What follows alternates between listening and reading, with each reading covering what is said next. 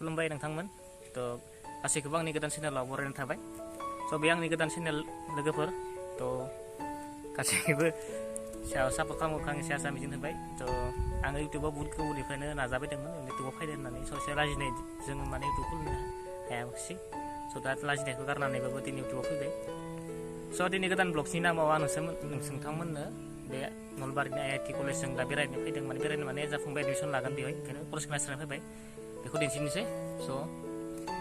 नायलांदो नोंथांमोना IIT college बिदिनो अफिसफोरा बेवहाय जानांगौ जों दा एसे माने गोदान ना जों मोजां मिथिस्लाबा हाबनो मोनाबो जानांगोन ना ओमफ्राय हाबबाय दिनै बन्द'ना सानदे रावबो गैया ओमफ्राय जों फैदों फंबाय जोंजों आरो नै बाइकजों फैदों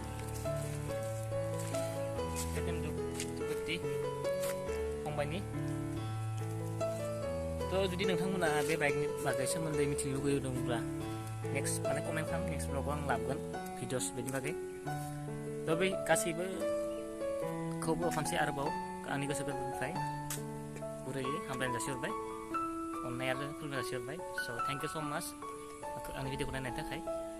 आरो भिडिअखौ आं फोजोबनोसै थ' जै बर' हारिनि जै